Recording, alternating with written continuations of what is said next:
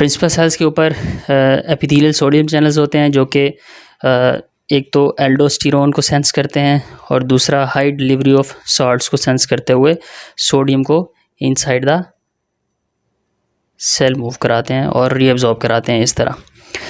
अब नॉर्मली क्या होता है कि जब सोडियम ल्यूमेन से, ये हमारा ल्यूमेन है, ये ब्लड है, इसी तरह ये भी हमने डिस्कस किया, ये ल्यूमेन था और ये ब्लड था। ये एक ही डिस्टल कन्वोल्यूट जो कलेक्टिंग डक्ट्स हैं उनके लेवल पे तीनों cells side by side present होते हैं।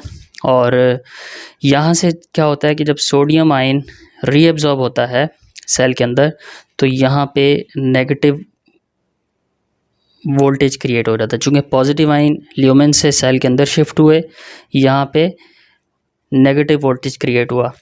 अब उस नेगेटिव को काउंटर करने के लिए, चूँकि यहाँ पे क्लोराइड आयन भी आ रहा है ऊपर से ल्यूमेन में, वो फ़िल्टर होके जो हमने डिस्कस किया था कि जो ग्लोमेरुलस से सारा फ्लूइड फ़िल्टर होके पीसीडी के अंदर आता है, फिर थिक, फिर लूप ऑफ फैलने में आता है, फिर वहाँ से डीसीडी के अंदर, फिर उसके बाद कलेक्टिंग डक्ट्स के लेवल पे पहुँचता है। तो यहाँ पे क्लोराइड है, क्लोराइड की पैरासेलुलर रीअब्जॉर्प्शन होती है और वो ब्लड के अंदर चला जाता है। इस नेगेटिव वोल्टेज को कम करने के लिए यहाँ से कुछ शिफ्ट हुआ, बाकी क्या होता है कि फिर यही नेगेटिव वोल्टेज बायस बनता है हाइड्रोजन और पोटाशियम की सिक्रीशन का।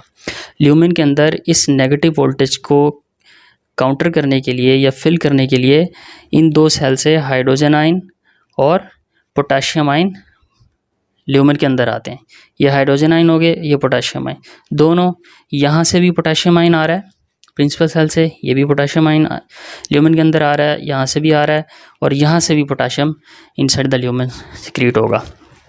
तो जब पोटाशियम और हाइड्रोजन ल्यूमेन के अंदर आएंगे तो पीछे बॉडी के अंदर हाइपोकैलेमिया और मेटाबॉलिक एल्किलोसिस डेवलप होगा।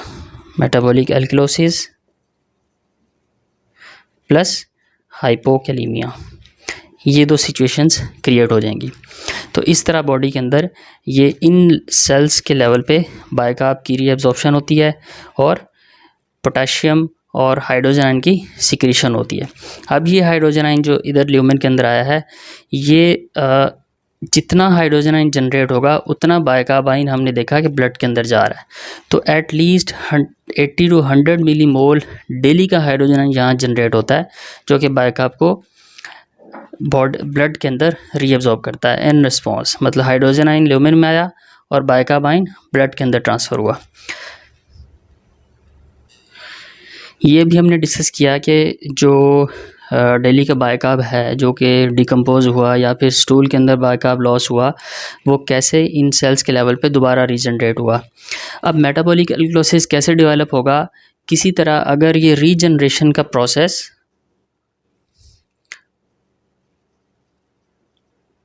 इन्हांस हो जाए, अगर ये रीजनरेशन का प्रोसेस इस लेवल पे इन्हांस हो जाए तो बाइकार्ब की रीअब्जॉर्प्शन बढ़ जाती है और बॉडी के अंदर मेटाबॉलिक एल्किलोसिस की कंडीशन डेवलप हो जाती है और किडनी इस तरह इसका कॉज बनता है। ये आज हमने अभी डिस्कस किया कि किडनी कैसे बाइकार्ब जनरेशन, रीजनरेशन और एक्सेस फॉर्मेशन की का सोर्स बन रहा है मेटाबॉलिक एल्किलोसिस के डेवलपमेंट में। अब कुछ कंडीशंस ऐसी हैं जिसमें इन सेल्स का, ये सेल्स ज़्यादा प्रोडक्शन स्टार्ट कर देते हैं। वो कौन सी कंडीशंस हैं वो अभी हम डिस्कस यहाँ लिखते हैं। या ये हो कि एक कंडीशन ये है कि एल्डोस्टेरोन की एक्टिविटी बढ़ जाए। जब एल्डोस्टेरोन की एक्टिविटी बढ़ेगी तो हमने भी डिस्कस किया कि epithelial sodium channels are sensitive to aldosterone, aldosterone को रिस्पॉन्स करेंगे, वहाँ वो आके लगेगा और सोडियम की रीअब्जॉर्प्शन ज़्यादा होगी। जब सोडियम रीअब्जॉर्प्शन ज़्यादा होगी तो ल्यूमेन के अंदर नेगेटिव वोल्टेज ज़्यादा क्रिएट होगा। जब ये ज़्यादा क्रिएट होगा तो ज़्यादा पोटाशियम और ज़्यादा हाइड्रोजन आयन ल्यूमेन के अंदर शिफ्ट होंगे। जब ये ज़्यादा ल्यूमेन के अंदर शिफ्ट होंगे तो पीछे मेटाबॉलिक एल्किलोसिस की कंडीशन भी वर्स होगी और हाइपोकैलेमिया भी वर्स होगा। एक कंडीशन। दूसरी कंडीशन ये है कि या तो डिस्टल डिलीवरी ऑफ सॉल्ट्स,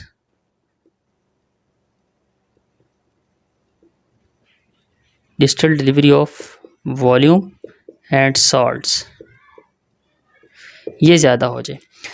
जब यहाँ पे ल्यूमेन के अंदर सॉल्ट्स ज़्यादा होगा तो ये चैनल्स ओपन रहेंगे और ज़्यादा एक्टिव होंगे, सोडियम की रीअब्जॉर्प्शन बढ़ जाएगी।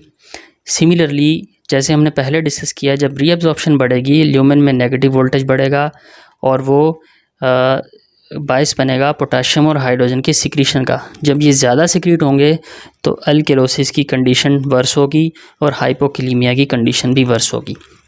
अब यहाँ हम डिस्कस करते हैं कि ये जो हाइपोकैलीमिया डेवलप हो रहा है ये फर्दर बाइकार्ब की प्रोडक्शन का जो साइकिल है उसको कैसे विशियस बनाता है, वो अभी हम यहाँ डिस्कस करते हैं कि पोटेशियम की कमी बॉडी के अंदर कैसे मेटाबॉलिक एल्केलोसिस की मेंटेनेंस का बाइस बनती है।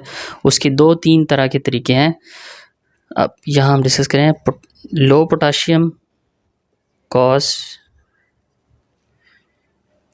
Metabolic alkalosis.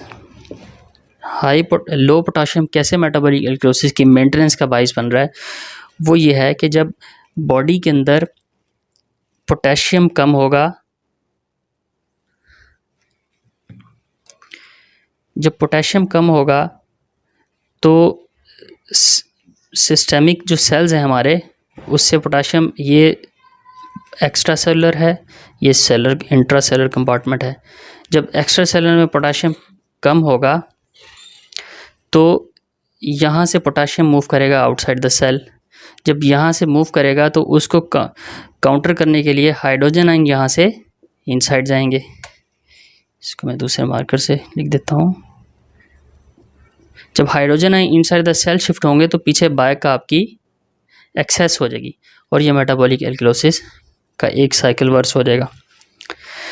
दूसरी कंडीशन ये होती है कि पोटेशियम जब हाइपोकैलीमिया होता है तो पीसीटी के लेवल्स पे अमोनिया जेनेसिस बढ़ जाती है। जब हाइपोकैलीमिया होता है तो eight the level of proximal convoluted tubule ammonia genesis का प्रोसेस इंक्रीज़ हो जाता है।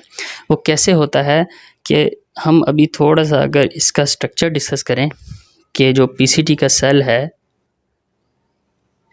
ये पीसीटी है, यहाँ पे अंदर चैनल्स होते हैं SNAD3।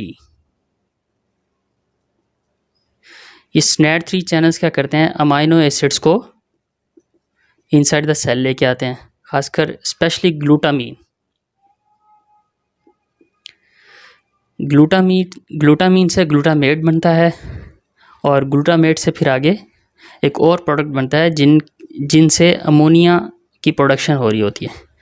इधर से अमोनिया बनता है और अमोनिया की फॉर्मेशन के साथ साथ बाइकार्ब की प्रोडक्शन भी हो रही होती है। 2 मॉलिक्यूल्स अमोनिया के बनते हैं और 2 ही बाइकार्ब के बनते हैं। और हाइपोकैलीमिया की कंडीशन में ये SNAD चैनल है, इसकी अप रेगुलेशन हो जाती है, अप रेगुलेशन ऑफ SNAD3। दूसरा, जो एंजाइम्स ग्लूटामीन की मेटाबॉलिज्म के अंदर इन्वॉल्व होते हैं जो कि अमोनिया और बाइकार्ब प्रोड्यूस कर रहे हैं, उनकी भी अप रेगुलेशन होती है, उन एंजाइम्स की। वो हम नेक्स्ट टॉपिक में डिटेल से डिस्कस करेंगे कि अमोनिया जेनेसिस कैसे होती है। अभी फ़िलहाल ये है कि हम कैसे पोटेशियम जो है हाइपोकैलीमिया मेटाबॉलिक एल्केलोसिस डेवलप कर रहा है। जब यहाँ से 2 अमोनिया बनते हैं, सिमिलरली बाइकार्ब भी बन रहे होते हैं, तो 2 बाइकार्ब जब एक्सेस होगी तो इस तरह बॉडी के अंदर मेटाबॉलिक एल्केलोसिस डेवलप हो जाएगा, वर्स होगा। तीसरी कंडीशन ये होती है कि हाइपोकैलीमिया कैसे उसको मेटाबॉलिक एल्केलोसिस को वर्स करता है। हमने at the level of intercalated cells beta के देखा था कि जो ल्यूमिनल साइड पे चैनल है हमारा वो है पेंड्रिन। ये हमारा पेंड्रिन चैनल है, ये वाला। ये क्या करता है, बाइकार्ब को ल्यूमेन में लेके जाता है और क्लोराइड को इनसाइड द सेल शिफ्ट करता है। जब हाइपोकैलीमिया होगा तो इन सेल्स की एक्टिविटी रिड्यूस हो जाएगी, इस चैनल की, जो इन सेल्स के ऊपर ये चैनल है, in the presence of hypokalaemia इसका फंक्शन रिड्यूस हो जाएगा। जब ये फंक्शन इसका रिड्यूस होगा तो ये बाइकार्ब की जो ल्यूमिनल के अंदर ट्रांसफ़र था ये रिड्यूस हो गया, तो इनसाइड द सेल बाइकार्ब बढ़ गया, अल्टीमेटली वो ब्लड के अंदर एब्जॉर्ब होगा और ब्लड के अंदर मेटाबॉलिक एल्केलोसिस की कंडीशन डेवलप हो जाएगी।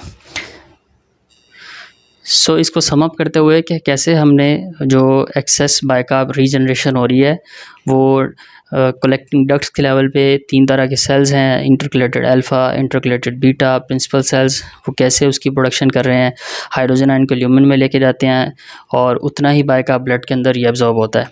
और जब ये प्रोसेस हो रहा होता है तो साथ में उसका हमने अभी मैकेनिज़्म डिस्कस किया है कि सोडियम इनसाइड जाएगा, पीछे नेगेटिव वोल्टेज क्रिएट होगा, उसको फिल करने के लिए पोटेशियम और हाइड्रोजन आयन ल्यूमेन के अंदर आएंगे और पीछे हाइपोकैलेमिया और मेटाबॉलिक एल्केलोसिस डेवलप होगा।